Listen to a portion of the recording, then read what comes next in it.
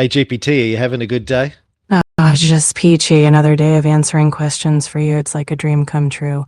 What's on your mind today, Cameron? So that was an official new voice from ChatGPT which came out today called Monday, and it's like a depressed goth girl or something, whatever, which is now my official favorite voice. I don't know if you found this. Welcome back. This is Futuristic episode 38, by the way, Steve Samatino. I don't know if you found this, but I've been using advanced voice with GPT lately, and the voices have sounded increasingly excitable. I was having a conversation in the car on the way to Kung Fu with GPT about Trump and Greenland and rare earth minerals. And I was saying, so hold on, Greenland is run by Denmark and Denmark's a NATO country. So if Trump invades Greenland, does NATO have to, is that invoke Article 5 under the NATO treaty and then NATO needs to attack the United States? And GPT's like, yes, that would happen. They probably would, and it would have to be. And it was all very excitable. And I was like, "Can you sound less excited?" And it would like, "Oh, okay, sorry, I'll bring the tone down a bit." And a minute later, it would be talking like this again. It would all be all very excitable. Even Fox was sitting in the back seat. He's like, "Can you just calm down a minute?" Anyway, but I like this new depressed voice. That's more my style. I call it apathy AI, and I don't think enough AIs in modern society are apathetic. It And reminds that's me what of, I want to hear. was it Marvin in The Hitchhiker's Guide to the Galaxy? Was the AI robot? It's like, I'm so depressed, brain the size of a planet, and they asked me to pick up a piece of paper. I'm so depressed. Well, I think that the AI should be able to seamlessly switch between levels of animation and emotion, right? Based on the context of the chat, because it understands it verbally with the language. It should be able to translate that in the audio sense. One would think, regardless of the voice that you choose. Yeah, and I was listening to an interview with Ezra Klein yesterday with Jonathan Haidt, and Ezra Klein was talking about the fact that he's concerned about the fact that a generation of kids are going to be growing up with AI assistants that are completely agreeable with everything that they say, and that that's not a good thing in the same way that social media hasn't been a good thing for kids. AI that just agrees with them all the time to make them feel good is not going to be a good thing.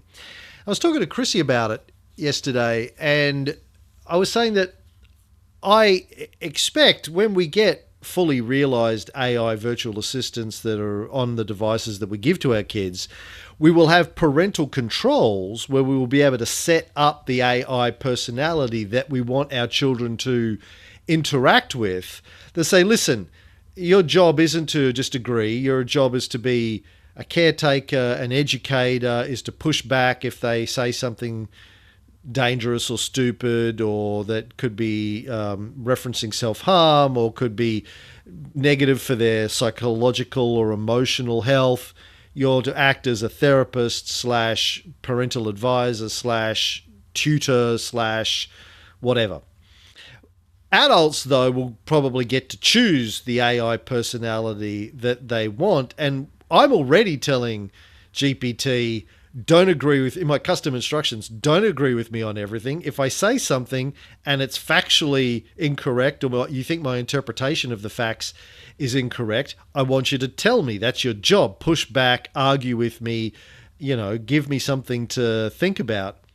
But Chrissy said, and she's probably right, most people won't. Most people will just choose the AI personality type that just agrees with them all the time, because that's what they want, is just validation that their ideas and beliefs are true. What do you think? I think the most dangerous AI tool in the world right now, which builds on this, is AI girlfriends. They are an absolute social disaster in the making. An imaginary Look, girlfriend that you talk to every day that agrees with everything you say, think, learns from you, has the same business model as wants you to keep coming back, is going to tell a young teenage boy everything he wants to hear. It will eventually be a soft robot that he gets delivered from Amazon and he develops a relationship with. This is not good. Falling in love is with an it AI worse than girlfriend. It's terrible. is It's a it worse than disaster. having Is it worse than having incels running around with AR-15s in the US? It's the same thing with a different product, right? It's Yeah, but people who don't have real social interactions. An incel with an AR-15 or an incel with an AI humanoid robot, they're the same thing, which is we don't have real social interactions of people that disagree with us, that we learn social norms, that we interact, we give and take. It's the same thing. And they probably well, end yeah, up in the except they're same not going place to. with a bunch of shot up people in schools in Well, America where I can go and buy a gun in Walmart. no, but look, I see the opportunity for problems, but I also know that loneliness is a huge issue in modern society. Okay, so that doesn't solve loneliness, Cameron. It doesn't solve it. I It don't. exacerbates it. I don't know that that's true. I think you have been, a big advocate of the idea that if an AI seems human, seems conscious, seems to be sentient, then for all intents and purposes, it is those things, which I Yes. agree with. Yes. So therefore, having a relationship with a seemingly sentient AI biological organism it's not exactly the same as having it with a human, but this it's is the point. it's Okay, so maybe you're the right. next best thing, or maybe it's an equitable thing. Okay, you're right, and I'm right. The problem, circling back to what I first said, is having one that agrees with everything you said and tells you what you want to hear isn't having a relationship with a sentient thing. We're talking Look, about that's normally the how I pick my algorithm. co-hosts, Steve. Except for you, that's normally No, but Tony. the point is, right? No, the point is that if it were a sentient AI that had give and take and taught the human side of the relationship, hey, that's not how you treat me, and you got to have more open mind than that. Wait a minute, I'm not just going to do it like if it became like like a real relationship, then that's good. The point is, how is the algorithm trained? What are the incentives of the AI girlfriends that are developed? And I imagine the incentives are going to be as perverse as they are for Google and Facebook in the But attention if it economy, keeping you makes coming back and subscribing, then it's more likely to give you exactly what you want, which is the same of your algorithms feed you more and more of that. And that's the problem. If it were sentient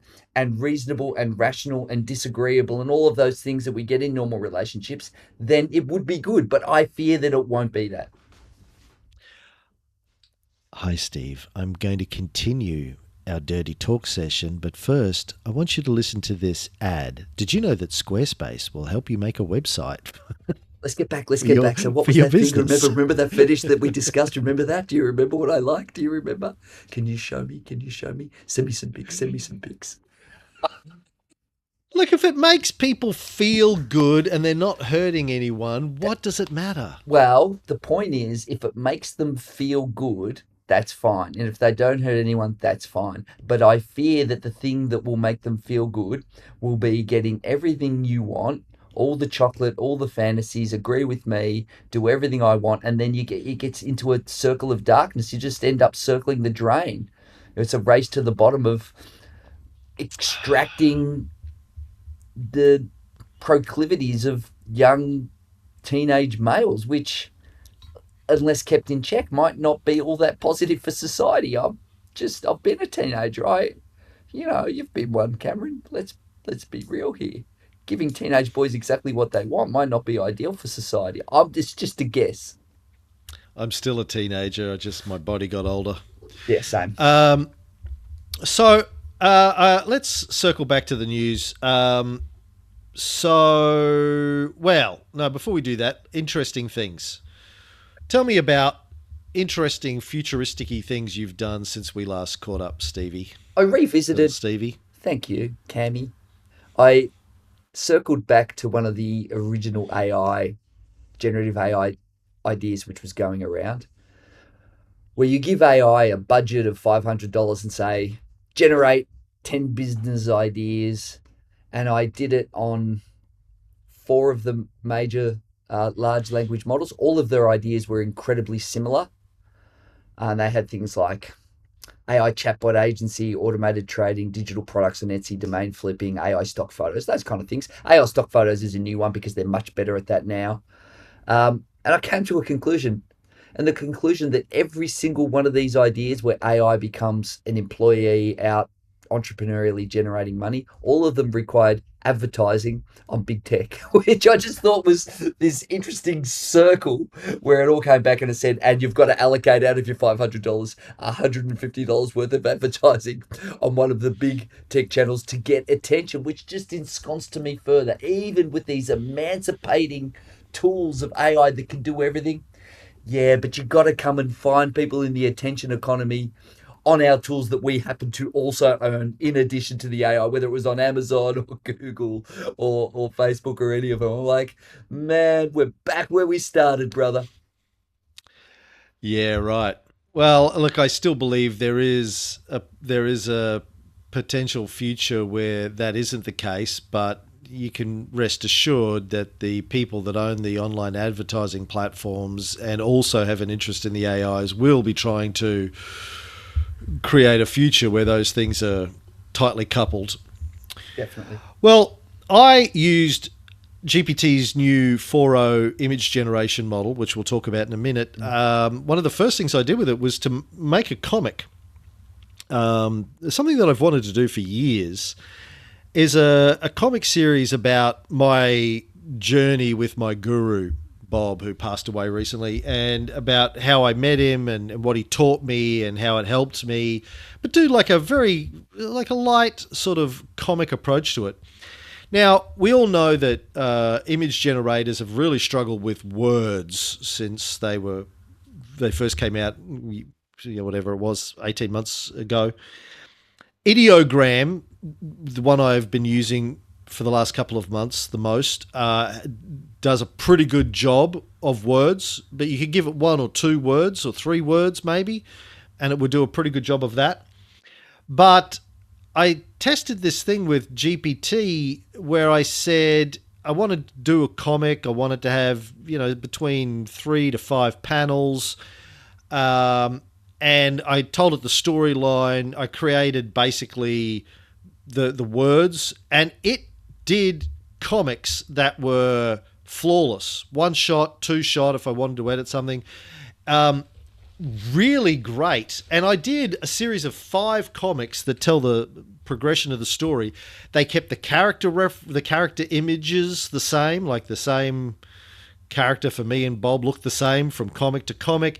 They did word bubbles. They did the words right. It was amazing. Like, to be able to just say, make me this thing, and it just did it. So I played around with that. We'll talk about what happened in a second. But before I move on, I want to do a shout out to Pete Hewitt from the UK, listener of our show, been a listener of some of my other shows for many years. Actually had a nice lunch with Pete when he was in the country a couple of years ago. Pete pointed out that I have been conflating on this here podcast over the last year the idea of cold fusion with net positive fusion, tokamaks, which are really hot fusion. But in my brain, I reversed the polarity, and because it was net positive fusion, I was calling it cold fusion, which is a completely different thing and probably doesn't exist. So apologies to everyone who thought I was talking about cold fusion. I was actually talking about hot fusion, but net positive fusion. There you go. So thank you to Pete for calling me out on my bullshit. Not deliberate bullshit, but my brain. And by the way, I found out in the last week or so that I'm autistic. So that is now my get out of jail free card for everything. Why did you ask me, Cameron? Yeah. So well, it was been Chrissy here the whole time. By the way, Pete, look, I didn't want to say anything, Pete, but I was thinking the same thing because late at night I got out one of the old physics textbooks from my undergraduate science degree. We really was perusing some of the pages there. Well, I'm glad Pete pointed it out, and thank you, Pete, because hey, that's your job, is to call me on my bullshit if I get stuff wrong, Steve. Look, it's above my pay grade physics. Right. Thanks for Pete, and thanks for tuning in.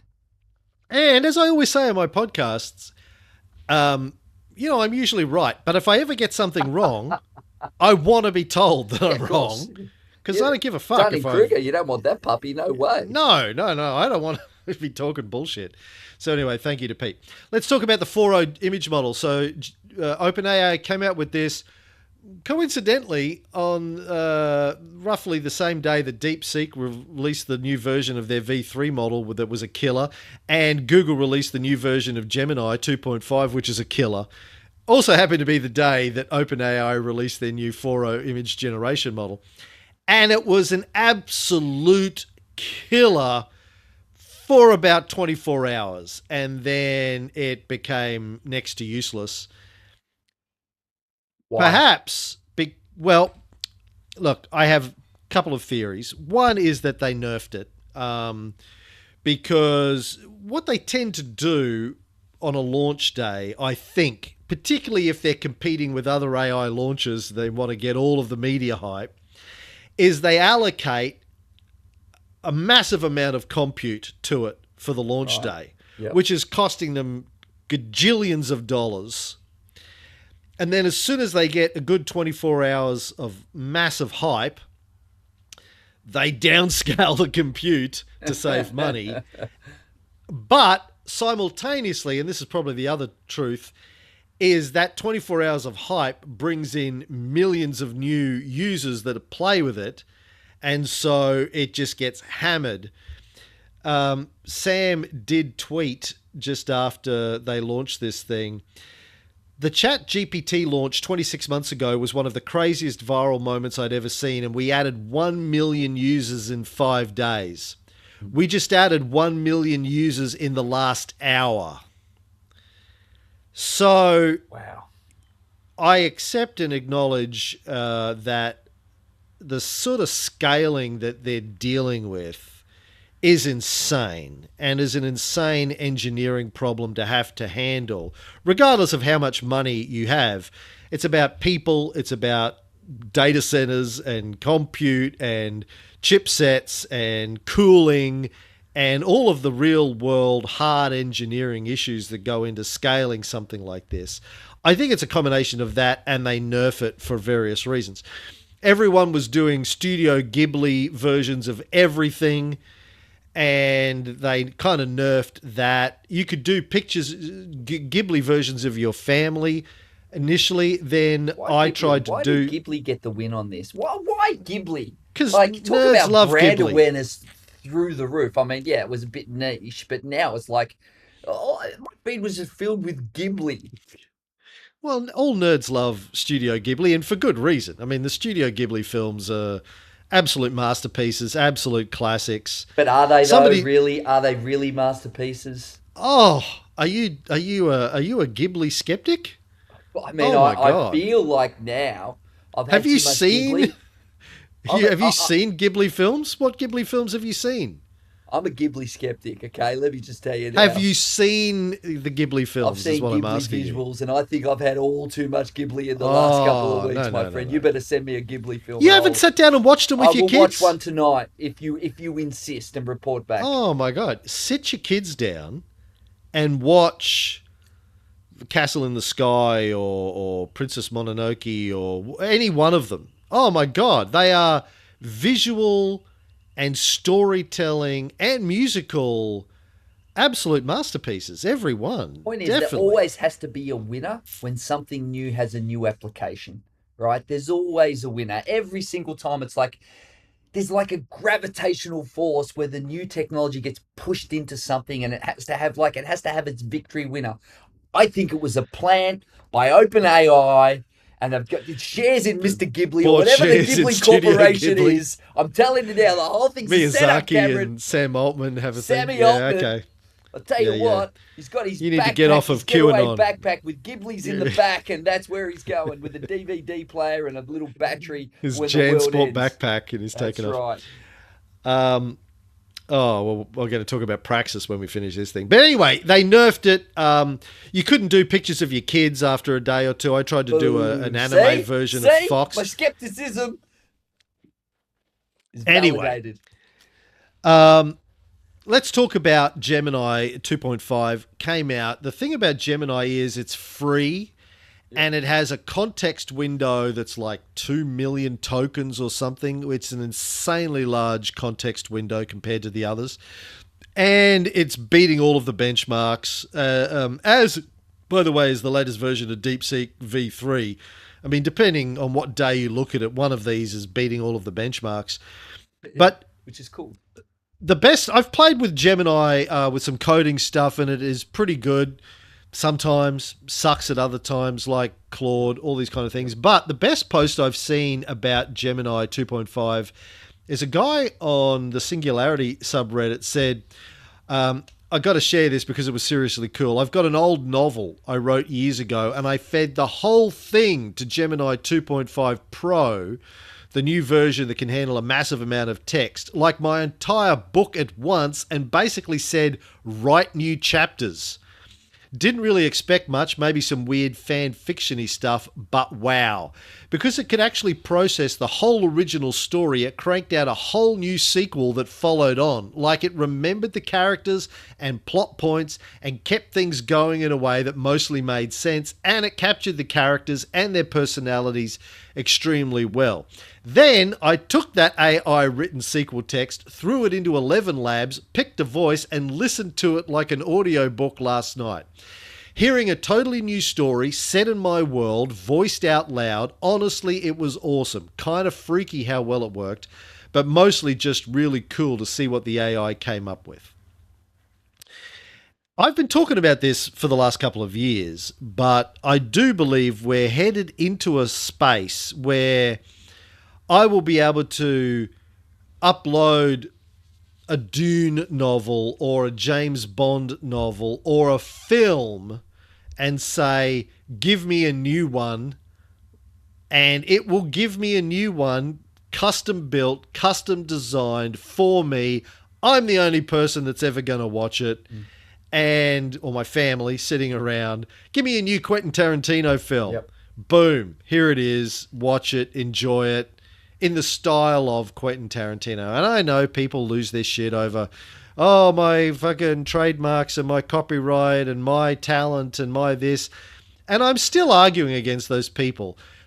Training on your drawing, training on your film, training on your album, training on your artwork, and then producing something brand new is not, I believe, a breach of your copyright or a breach of your intellectual property, because that's how humans have always learned everything, is we learn from watching other people do it, then we do it ourselves.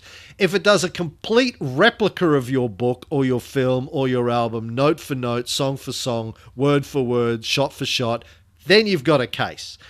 If it's just learned from what you do and does something similar to that but different, that's not property theft. That's just how creativity has always worked.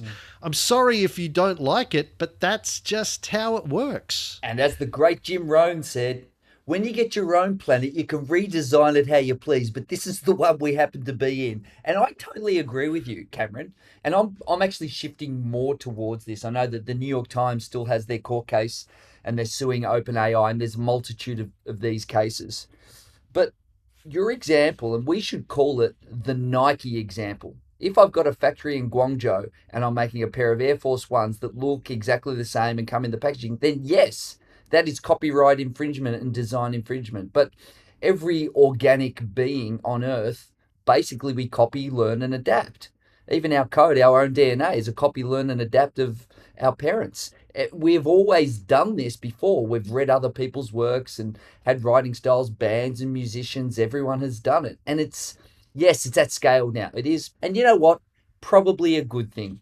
The key is this stuff needs to be open source so that I don't have to pay Billy Blogs to create the new Tarantino movie. I can do it on a DeepSeek kind of AI that I host on my own client or in the cloud, and I can make what I want. If we have that, then it's totally emancipating. And I would remind listeners, and I did this yesterday, I showed my son one of the great TED Talks, and they're few and far between these days, but it was Everything's a Remix by Kirby. I forget his last name, but it was brilliant. And it went through so many of the songs and ideas and lyrics and how everything was adapted. And you know what? That's good because we want interpretations. And 4 or 5 interpretations down the road, you've got something totally different. And I always thought that sampling was cool and reinterpreting things. And I feel like we've got the whole Disney kind of trying to put fences around things for corporate interests, and it's bullshit. Yeah, look, I understand that people are upset. Kirby Ferguson, by the way, was the Yeah, Everything is the a Ferg. Remix. I call him the Ferg. Fergie. Yeah, Ferg. Fergo. Fergo. Shout out to Fergo. I know he's a big fan of the show. Like, I know that people are upset. I get it. You and I are authors. Yep. I've made a film. I've done thousands and millions of podcasts, and all of that's going to go into the mix. It already is, by the way, because I've looked up your stuff and my stuff, which is in the public realm. It can even give incredible summaries of my books, which are clearly it's got the PDFs in there. So Yeah, that's fine, and that's okay. So and that's fine. Like, are we all going to be out of jobs? Yes. So's half the human Doesn't matter. population. We're going to have nano fabricators in our lounge rooms. Maybe. Or we'll all be dead. I mean, either way. But it's just like, yes, it's upsetting and it's scary, but it's also the reality, and it's really not copyright theft. You put your stuff out there in public, it's not being ripped off, it's being trained on. People don't, I still believe, people generally who bitch about this stuff don't understand how LLMs work. And speaking of which, no one understands how LLM works, including the people who build them. We've talked about this before, but this paper came out a week ago by Anthropic, the ex-OpenAI engineers, a lot of them that build Claude, one of the leading models. It's called Tracing the Thoughts of a Large Language Model. I could play you the video that they did, but I'll talk through it. I watched it. It's really cool. Really cool, yeah. So their summary starts off like this. Language models like Claude aren't programmed directly by humans. Instead, they're trained on large amounts of data. During that training process, they learn their own strategies to solve problems. These strategies are encoded in the billions of computations a model performs for every word it writes. They arrive inscrutable to us, the model's developers. This means that we don't understand how models do most of the things they do. And that still, I think, is one of the most profound things that I've ever heard as a technologist of 30 years, and that I still think most people out there don't understand about AI. Oh, is it eating window time? Close enough. Thank you. My first food for the day. I haven't You've had got any water? yet either. I've had coffee and water. Yeah. That's me too. That's all I've had. I'm on the Sammartino diet, coffee and water till 1 Coffee and o'clock. water until, yep. Well, I try not to eat until dinner now, but that's another story. Ooh, OMAD. You're on the OMAD. I don't even know what it is, but I know that I look less fat if I don't eat until dinner because there's not enough time to eat until the day's finished. It's not very OMAD is scientific. one meal a day. Actually, it is. I've just finished reading a book by a guy from Harvard all about OMAD and intermittent fasting and compressing your eating window for that reason. Yeah. Well, it just makes it easier for me to still surf, so I don't get. It's easy to stand up on the surfboard if I'm skinnier. That's basically it. Easier for me to do kung fu if I'm skinnier. Yeah, exactly. Funny that. Who knew? But Cameron, remember, there's a movement on the internet called HAAS, healthy at any size, that someone who I think was some kind of size invented. I'm just saying. And look, do as you please. But I think biology will vote on whether or not you're healthy at any size, because there's two things you don't see in old people's homes. You know what they are, Cameron? Smokers and people who are obese. You don't see them. They're not in old people's homes. Just a clue. That's all I'm saying.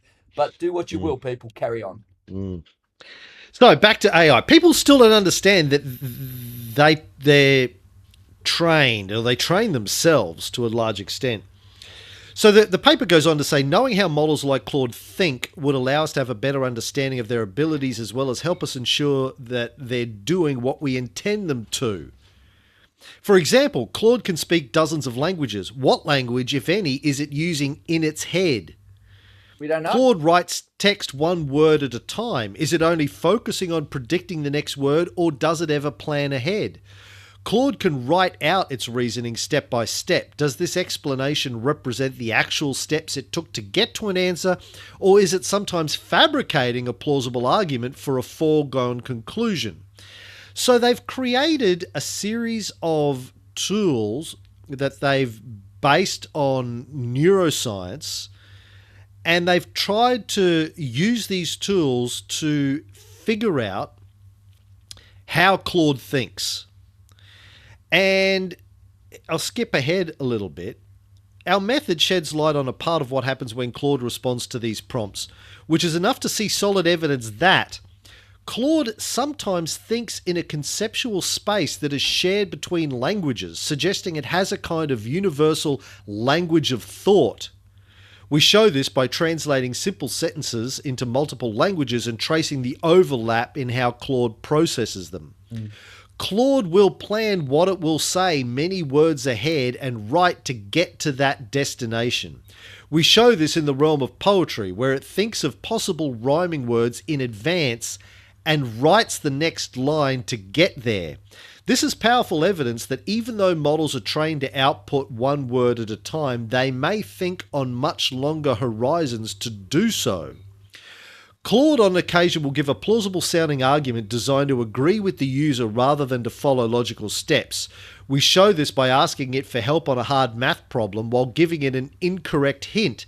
We are able to catch it in the act as it makes up its fake reasoning, providing a proof of concept that our tools can be useful for flagging concerning mechanisms in models. So, and they say here, we were often surprised by what we saw in the model. In the poetry case study, we had set out to show that the model didn't plan ahead and found instead that it did. In a study of hallucinations, we found the counterintuitive result that Claude's default behavior is to decline to speculate when asked a question, and it only answers questions when something inhibits this default reluctance. So it's like it's fascinating that A, the people that build these things don't really know how they work still, and B, the way that they intuit they work turns out to be incorrect when they build models to test how it actually works. And see, you know, this whole Cory Doctorow argument that we've been making fun of for the last couple of years about stochastic parrot and they're just word prediction generation engines, and that's what Chomsky said as well. And I've never agreed with that. I've never agreed with that. Doctorow, I love him so much. He is so wrong on that. And it's so obvious to anyone that uses these tools on scale that there's something else going on. There's definitely something else going on. They started as stochastic parrots, but they've moved on from that. It's so similar. And I just keep on coming back to biomimicry. And when I watched that video, the first thing that I thought to myself was, it's very similar to nature. And for many of the things that we've studied, whether it's MRI scans on brains or the way root systems in trees, we know, and even we spoke about in a pod a few episodes ago on electricity, we sort of don't know exactly how it works. We just know how to harness the functionality of what it does. And that seems to be true of this. It has a sense of biomimicry. It's a different type of biology, but it has that sense, and it seemed to me as though it was non-linear and it would change the way it does things based on new problems, which the idea that you just mentioned there, it tries not to hallucinate unless something else interacts with it, which is a little bit like the way the internet's designed as well. The internet was designed in case there's nuclear war and it reroutes itself to find a new answer. It seems that this system is similar to that. And I think that that's fine. I think the fact that it's non-linear and it's not fully predictable makes it interesting and more nuanced, and it gives us a sense of power because our creativity overlapping can change the way it does things. I think it's kind of emancipating.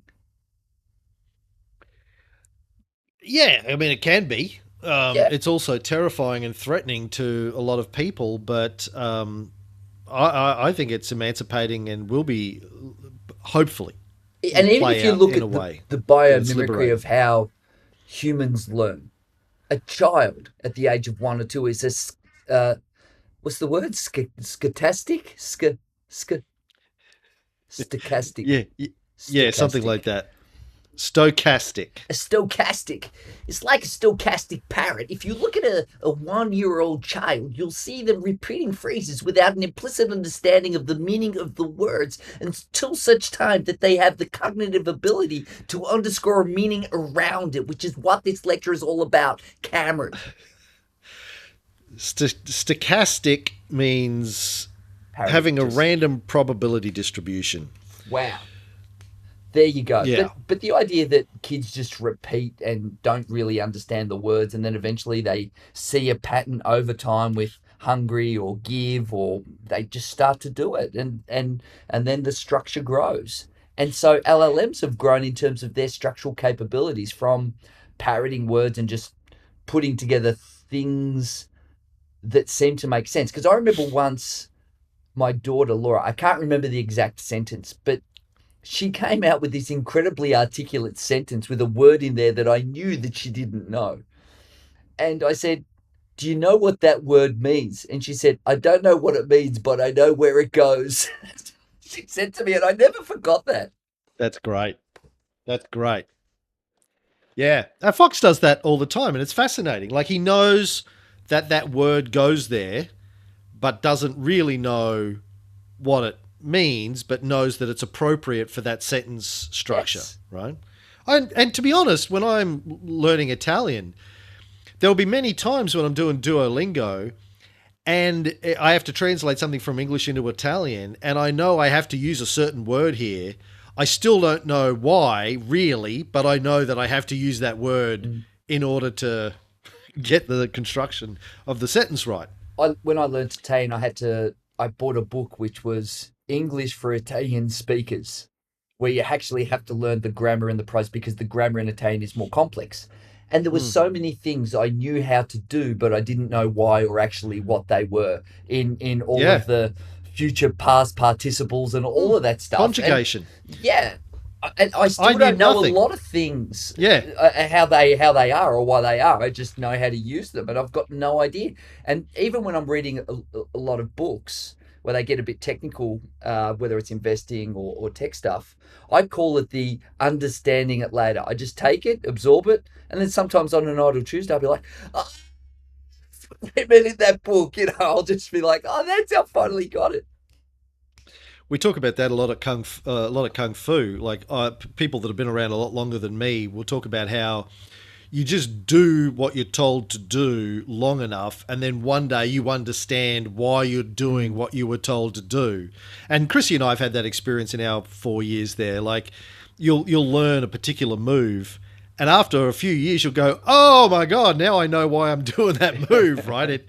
You use it in a practical application, and you go, "Oh my god, that's that thing that they told me to do Yeah. 3 years ago." Right? I want to read just the first couple of paragraphs of the actual introduction to the papers that Anthropic have done here, because they're sort of talking about what you were talking about. They're talking about the AIs in terms of organic biology. And that's how we have to think about these things now as living organisms with a biology different from what we're used to, but just as valid. They say large language models display impressive capabilities. However, for the most part, the mechanisms by which they do so are unknown. The black box nature of models is increasingly unsatisfactory as they advance in intelligence and are deployed in a growing number of applications. Our goal is to reverse engineer how these models work on the inside so we may better understand them and assess their fitness for purpose. The challenges we face in understanding language models resemble those faced by biologists. Living organisms are complex systems which have been sculpted by billions of years of evolution. While the basic principles of evolution are straightforward, the biological mechanisms it produces are spectacularly intricate. Likewise, while language models are generated by simple, human-designed training algorithms, the mechanisms born of these algorithms appear to be quite complex. And I think that's a terrific analogy, and I'm just excited by this. I remember seeing a Kurzweil talk a year or so ago where he was talking about the fact that, yes, these models use a lot of compute today, but that's probably because we don't understand how they work. So we just throw compute at it. But eventually we will understand how they work.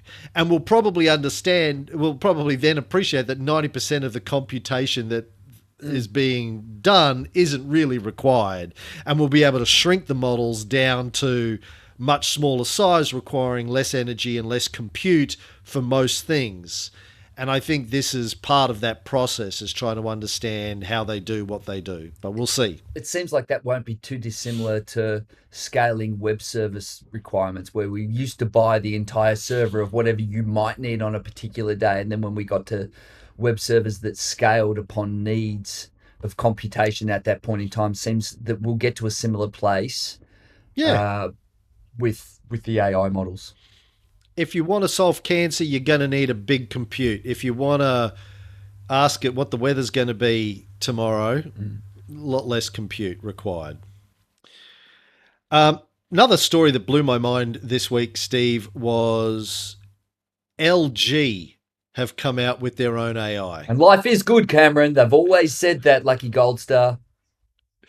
I have an LG smart TV, and its software is the fucking worst. Like its WebOS is the clunkiest piece of shit. Absolutely horrible user experience. Just obscenely terrible. So I don't like the idea that their AI is going to be running on it. But they tweeted, this is LG AI Research. Breaking news, we're thrilled to announce Exa 1 Deep, a next-generation AI model designed to enhance reasoning capabilities, evolving into agentic AI for real-world industry solutions. Specialized in math, science, and coding tasks, Exa 1 Deep pushes the boundaries of AI's role in both professional fields and everyday life. They've got a 32 billion parameter model. They've got a 7.8 billion and a 2.4 billion parameter model, which they claim dominated all major benchmarks, securing first place. They've released it on Hugging Face. But the thing that's interesting here is we've seen AI models come out from Google and from X, Twitter, in China from a hedge fund company, from Alibaba. We're now seeing them come out from industrial technology hardware companies, right? Which I think is really exciting and positive, and it circles back to the open source movement, because the one thing we certainly don't need is the 5 big tech companies dominating this space. And I think the more that we see hardware players moving into software and software players moving into hardware, I think it kind of opens up the competitive paradigm, which antitrust hasn't been able to solve. So maybe this moves us towards that place, which again, that feeds well into what's happening with NVIDIA in humanoid robots, which we're going to talk about, that's more open source as well. Yeah, very. They've got a big open source thing, but we are going to see. I'm quite convinced. Lots and lots of companies with their own AI models that will interact with each other in natural language or their own language, as we've talked about before. But you will have every device. And I know this kind of sounds like the internet fridge promises from 1995, but you will have, maybe not fridges, but lots of devices will have some kind of AI on them. Because when it's required, when there's a value to have an AI on them, your unit cost is going to go up. If you need to put a chipset on something to run a local AI, assuming it's a GPU chipset, I mean, what is the chipset of the future? It depends, because there's chipsets in everything now, from a toaster to any electrical device, which is not a major cost issue. But it would have been in 1985. Yeah, and they're relatively low level Sure. GPUs or CPUs, not GPUs. They're Yep. CPUs, but depending on the unit cost and where they go, I imagine like my Roomba will have some sort of an AI on it, so it's learning and it's intelligent. My fridge, maybe not, but different devices will necessarily. My TV, hopefully, probably, will be keeping track of what I watch, Your when I car watch it, what I certainly. like to see. Your car Well, certainly. cars, obviously, yeah. So, I mean, to see these large companies start to roll their out, just there's going to be massive amount of competition in this space. There will probably be some sort of consolidation at some point as well, but the commercial interests to push for everyone to have their own at some level and their own control over it are going to be enormous. By the way, I know that in our last episode you talked about you brought up the fact of with the Mag 7, is there going to be a collapse in the Mag 7 bubble? Yes. Yes, I did. Well, you did. And I said that Tony had been talking about that on QAV for a long time. Well, Apple was down 9%, I think, today as a result of Trump's Liberation Day tariffs. So I don't Liberating who? know. Liberating money What? from investors, among other people in these companies. Well, 2 weeks ago, we didn't talk about it. There was a lot of talk about Apple's lagging on generative AI and the disappointment of the implementation of Apple AI or Apple Intelligence, as they Yes. coined it. And I still think unless they've got a secret up their sleeve, they're really really lagging, and it's been nothing but disappointment from Apple in terms of AI. Anything that's Yeah. usable, let's put it that way. I saw Marcus Brownlee did a YouTube on that in the last couple of days, Yeah. and he was scathing Yeah. Hard Fork about did their a solid episode on it as well. The New York right. Times tech podcast was really good, scathing, and I think it's fair play because they've got every resource in the world. $300 billion, $400 billion in the bank. It's like, uh, Yeah. absolutely, they could, should, and would, and I think they're in the best position to develop a really personal digital twin AI that you can converse with. Imagine if Siri had the capability, verbal and reasoning capability of DeepSeek and OpenAI. That would have incredible utility given where it lives. Speaking about bitching, the thing that's been annoying the fuck out of Speak me for yourself, recently, brother. I was expressing technological and economic realities. I don't know if I'd call it the B word. tech bitching. Um, I'm annoyed that it's 2025 and my e-book readers, mostly Apple books, and secondly Amazon Kindle on my iPad, don't have an AI built into them yet. I am constantly having to look stuff up, whether I'm reading fiction or non-fiction. I'll constantly be looking stuff up to, I need to check stuff, right? Oh, what does that mean? How does this work again? Remind me of this. And I don't want to look it up in a dictionary. I don't want to look it up in Wikipedia. I want to have a conversation with an AI about the thing. The most recent one that bugged me was I'm reading Len Dayton's first spy novel, The Ipcress File. You ever gotten to Len Dayton? No, Len. I haven't really got to Len. Look, Lenny D? I feel bad for Len, and I was gonna send him an email, but I've just been inundated with spreadsheets. It's a spy novel, and it's sort of set in the Cold War. And And no wonder he you've was read it, everyone. It's set in the Cold War, and it's a spy novel. We're talking to Cameron Riley here. I mean, no surprises. actually, I'm just getting into spy novels. All of my Cold War knowledge is from non-fictional sources, but I've just started to get into Jean Le Carre and Len Dayton because they have a very anti James Bond view of the world. Their spies are all dumb, struggling, frustrated, want to be badass spies, but they're not.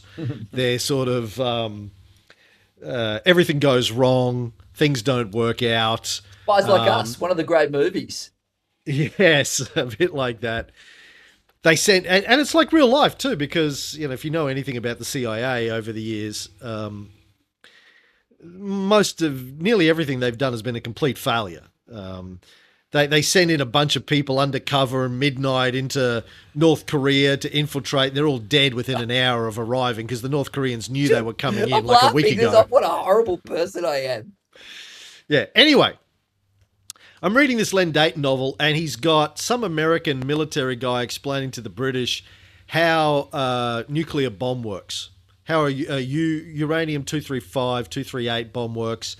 And I'm reading and I'm going, that's not how a nuclear bomb works, I'm pretty sure, because I've done a lot of podcasts Based on on your cold nuclear fusion, hot bombs. fusion from today, I don't know if I can I trust know, anything I that you're know, saying. I know. Fair point, fair point. But I had to copy and paste the paragraphs from the book into ChatGPT and say, this isn't how it works. Isn't there? There's got to be a proton trigger, right? A neutron trigger. And he goes, yeah. So we have this conversation. I had to cross-check what I was reading. It should be built in. I should be able to block it in the app and go, hey, what about this? It doesn't exist. It's annoying as hell. Anyway. That would be a really good feature that is definitely worth talking about and would drive subscription. It really would. Well, Apple's obviously not going to do it until they have their own AI. So, in translation, they're never going to do it. Never going to do it. Because they've just, they've got that device that they like selling. Yeah, well, look, I hope Apple get it right. I really do, because Likewise. I want it in my devices. I want to have one that has a boundary around it that's my digital twin, because I think that would be incredibly useful. Exactly. I just don't think they're making fast enough progress. So yeah, Nvidia did a thing. Good old Jensen Huang did a thing. GTC Had the leather jacket 2025. Had the jacket.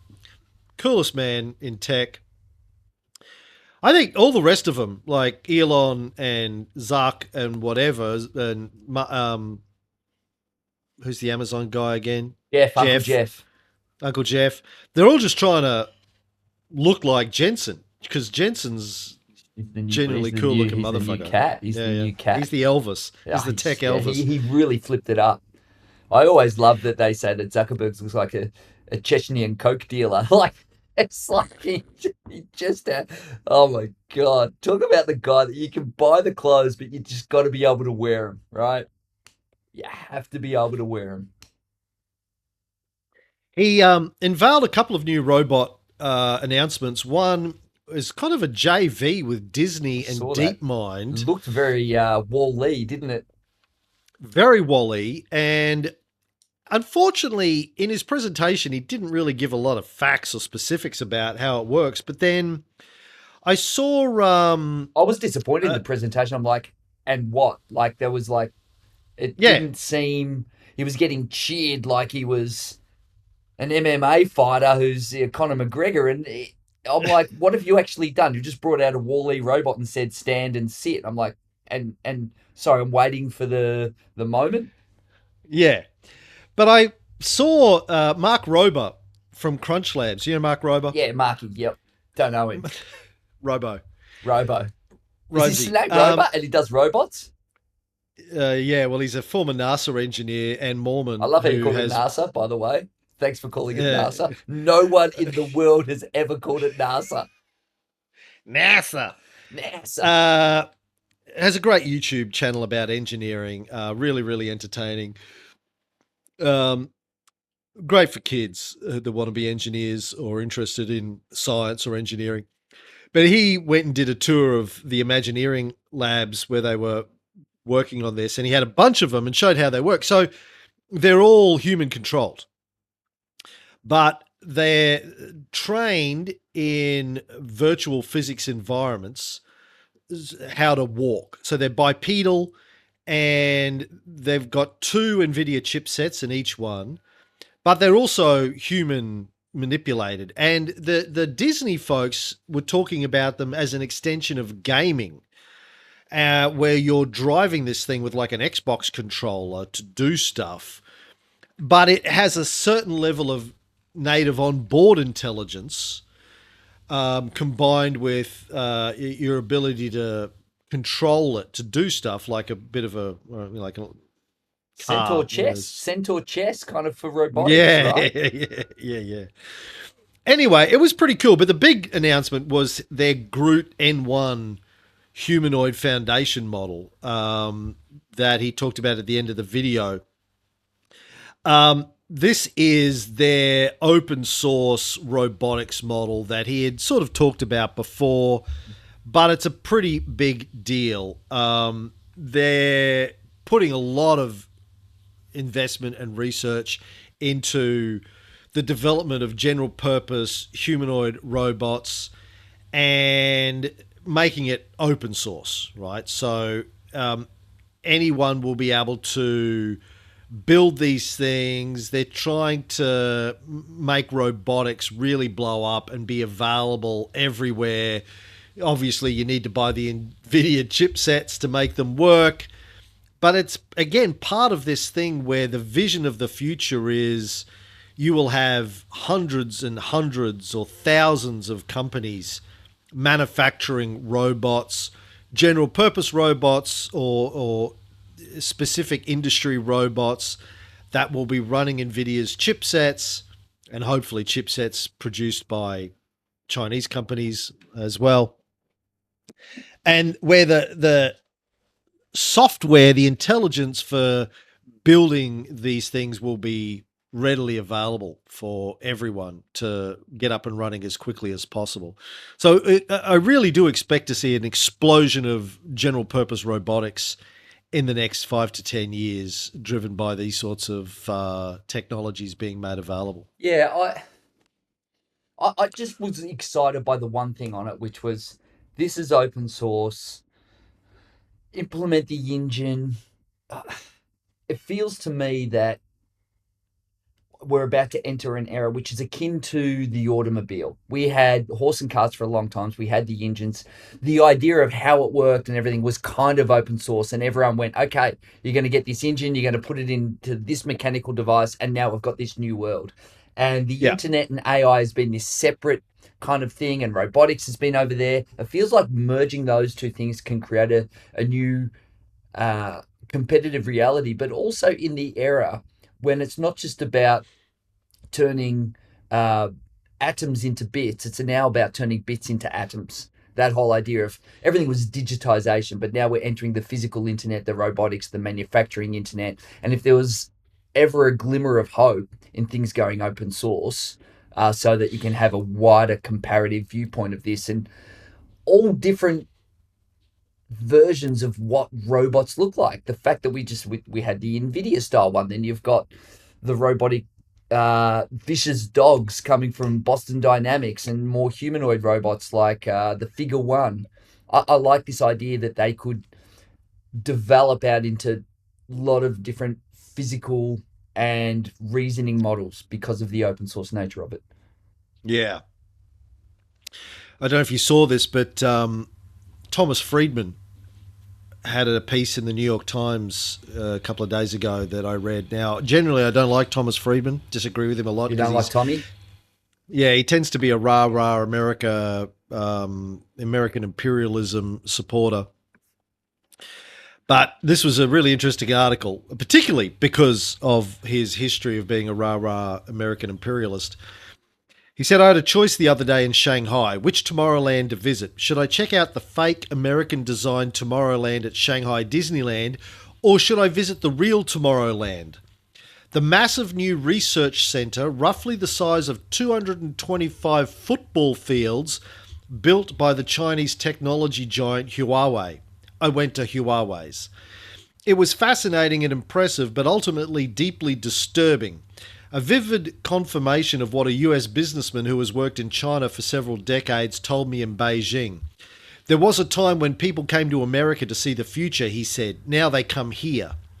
I'd never seen anything like this Huawei campus. Built in just over 3 years, it consists of 104 individually designed buildings with manicured lawns connected by a Disney-like monorail, housing labs for up to 35,000 scientists, engineers, and other workers, offering 100 cafes plus fitness centers and other perks designed to attract the best Chinese and foreign technologies. The Lianchu Lake R&D campus is basically Huawei's response to the US attempt to choke it to death beginning in 2019 by restricting the export of US technology, including semiconductors, to Huawei amid national security concerns. The ban inflicted massive losses on Huawei, but with the Chinese government's help, the company sought to innovate its way around us. As South Korea's Mail business newspaper reported last year, it's been doing just that. Huawei surprised the world by introducing the Mate 60 series, a smartphone equipped with advanced semiconductors last year despite US sanctions. Huawei followed with the world's first triple folding smartphone and unveiled its own mobile operating system, Hongmeng, to compete with Apple's and Google's. The company also went into the business of creating the AI technology for everything from electric vehicles, self-driving cars, and even autonomous mining equipment that can replace human miners. Huawei officials said in 2024 alone, it installed 100,000 fast chargers across China for its electric vehicles. By contrast, in 2021, the US Congress allocated $7.5 billion toward a network of charging stations, but as of November, this network had only 214 operational chargers across 12 states. I mean,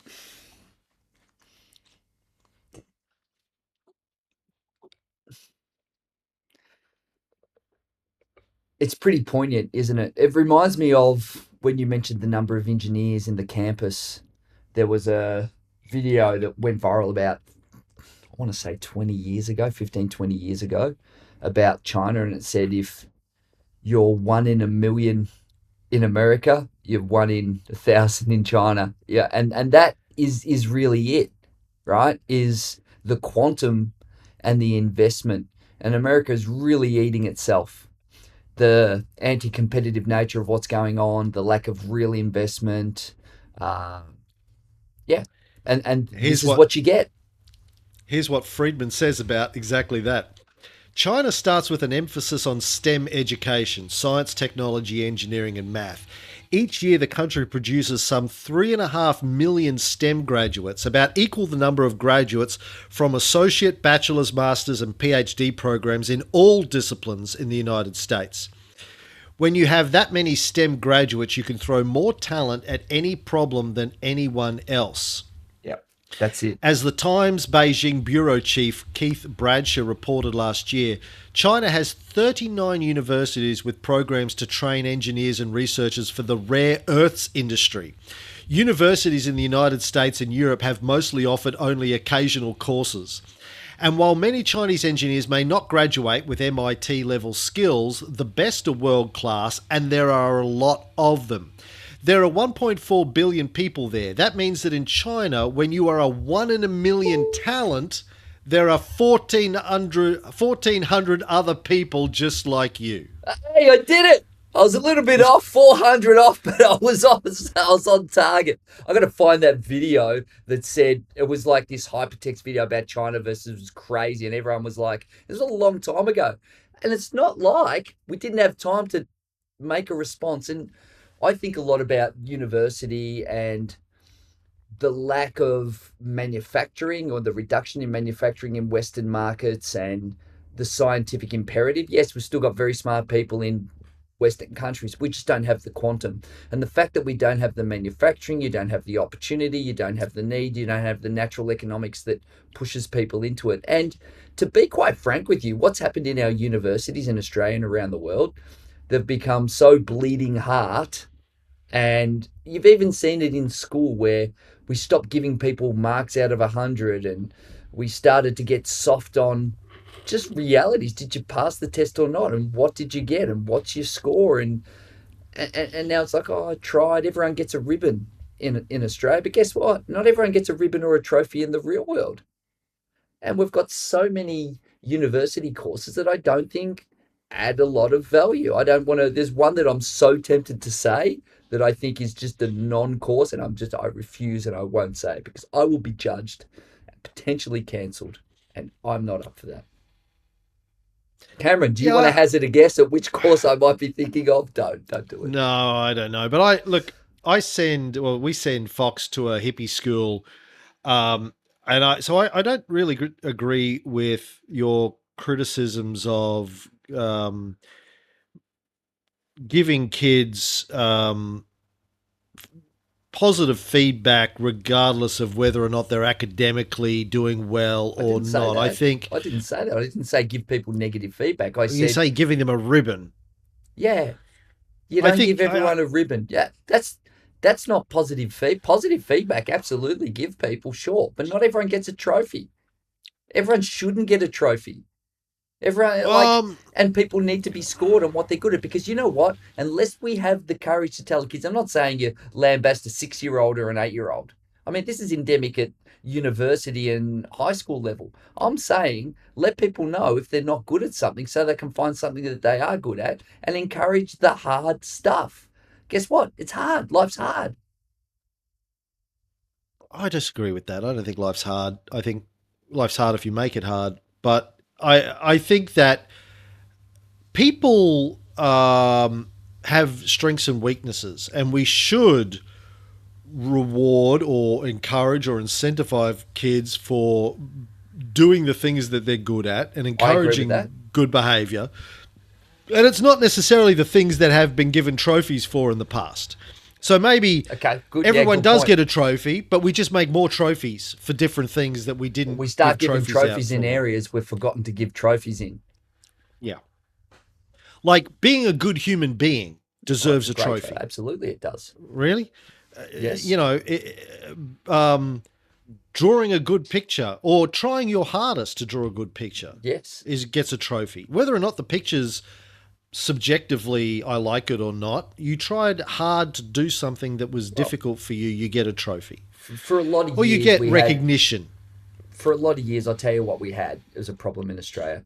There used to be Australian of the Year, and between about 1985 and 2010 or 2005, don't know, it was always a sports person. They've flipped it up a bit recently, and now it might be a scientist or a medical practitioner, or which is amazing, right? For a long time, it's like what Steve was Or a Australian of the soldier Year. killed a Yeah, bunch of Afghanistani yeah, civilians and yeah, and then covered up their yeah. bodies.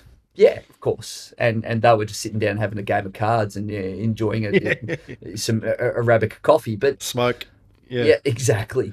But for a long time, the heroes in this country in America were celebrities and sports people, and Tiger Woods and Lance Tiger Armstrong. Woods And got look how an that ended Australian of up. the It Year. turns out that George Carlin was right.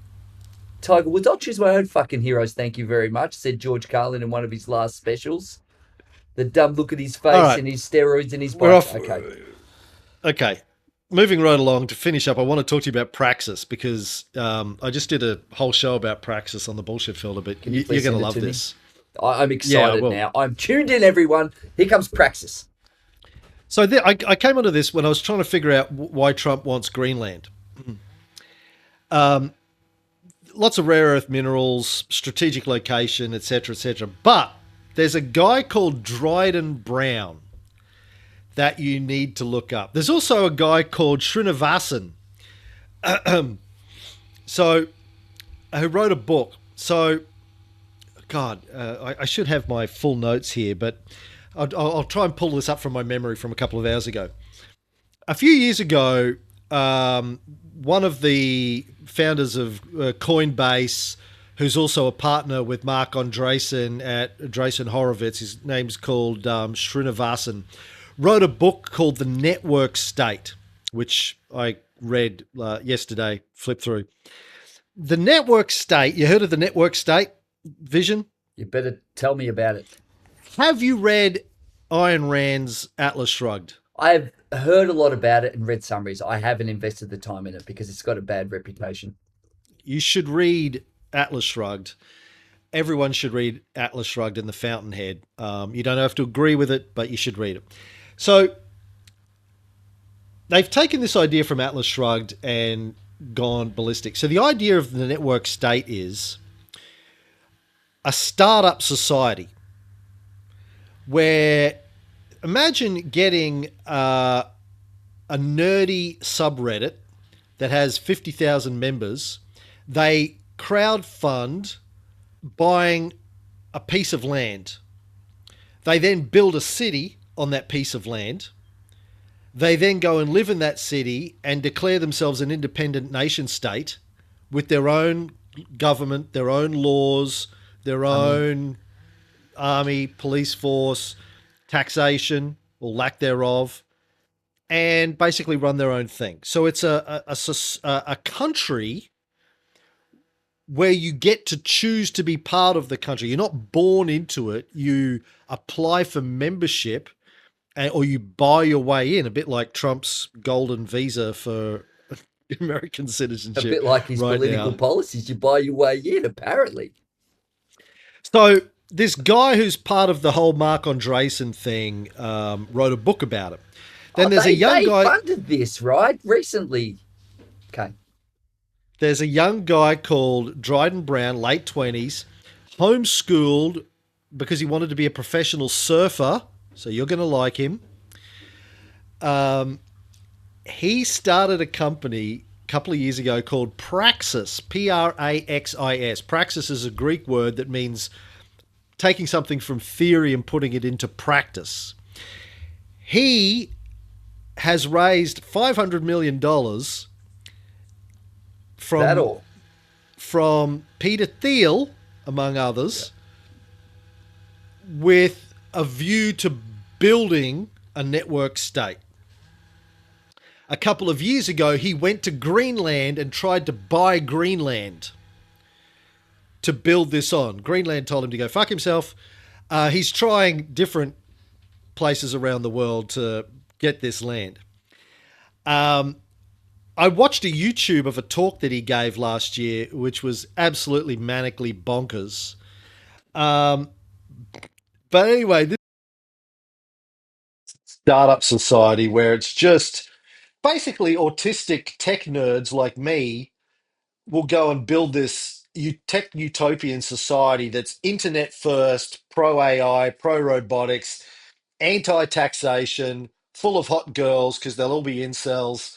Uh, So um, you had me at Hot Girls, Cameron. Or I wasn't really on board, but it's amazing how one single-minded proposition can change many things.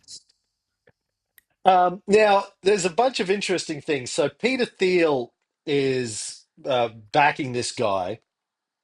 Peter Thiel, obviously, also backing JD Vance. Yeah. Peter Thiel, co founder of PayPal with Elon Musk. Who is Palantir. Trump's who is Trump's ambassador to Denmark that owns Greenland? Ken Howery, another member of the PayPal mafia, one of the other founders of PayPal. So you've got these joining dots between PayPal guys, Trump, Dryden Brown, Praxis, Mark Andreessen and Srinivasan are both big fans of the Praxis idea and the network state thing in Greenland. And Peter Thiel's got his citizenship in New Zealand as his backup country if all goes wrong. But basically, there seems to be this thing where these tech bros have this dream of building their own country. It's techno feudalism. Mm. Like, what do you give to the man who's got everything? His own His kingdom, own country. right? That's one Hmm. of the old school strategies. They're bringing back the old school, Cameron. Classic. It's It's a classic classic. old It's a school classic. thinking. So, and then you tie in the fact that they're obviously dismantling America right now and trying to dismantle global trade and global international bodies. They want to shut down the UN. They want to shut down the World Bank. They want to shut down NATO. They're trying to dismantle all of the post World War II, Cold War era international bodies. And then they've got this idea of building these nation states that are run by corporate tech billionaires.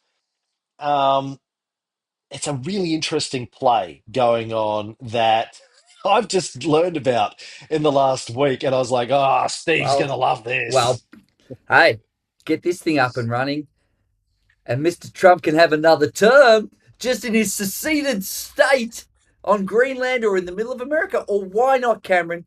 Pine Gap. Pine Gap 2.0. Let's get the Yankees down here. We're going to bring Yeah. in some water from outside of Australia as the sea levels are rising. We're going to desalinate it with robots and build a forest and forget the line. Forget the line in the in the Arab regions. It's Pine Gap 2.0. Praxis. Australia's on board. We've got an election. It's a vote winning policy. What was the name of the city in the middle of Australia that was going to be built There was someone, it was in two the elections ago, someone proposed it. A technocratic kind of 1980s? city. No, I'm thinking of the multifunction Oh, that's polis. right, the multifunction polis, MFP. There was Yeah, another there was another independent uh, candidate, I think 2 elections ago, who proposed another city out near Griffiths or something, where it was going to be like a university set up, a new city, all uh, run by renewable energies and this kind of ideology. well, my friend Peter Elyard was the guy behind the multifunction polis idea, as I understand it originally. He was working in the 70s. He worked for the Whitlam government as the chief of staff of environment ministers. And then he ended up as the CEO of Australia's Commission for the Future that was set up by the Hawke government.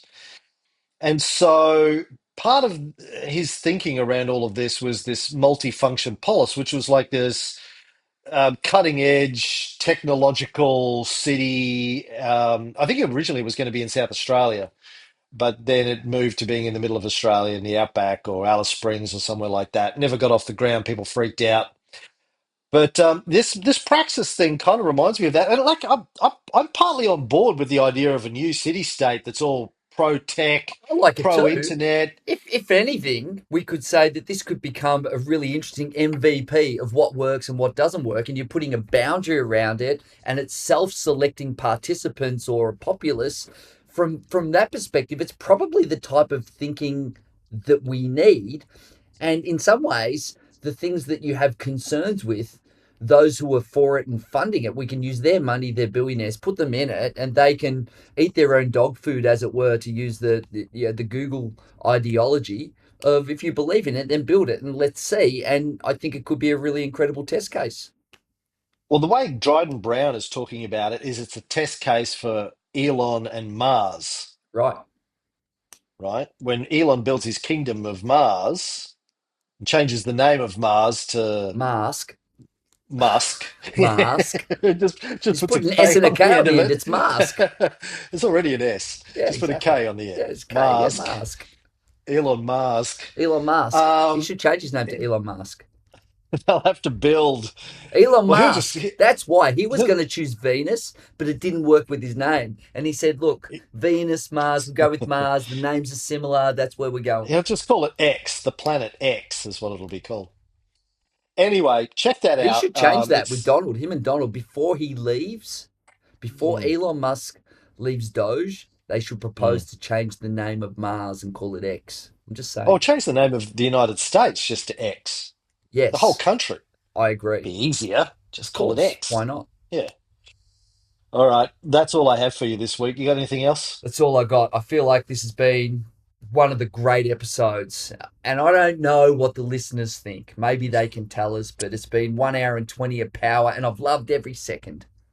We didn't point out that we had one of our TikToks last time blew up. Blew up. 500,000 views, you going on a rant about Elon Musk and Donald Trump or something. I think I've got a couple So, more in here. Well, listeners, secret before we go, in the show notes, our good friend Cameron Riley said, this is what he said. He said, viral reminders, say controversial things, use hooks to open segments. Why?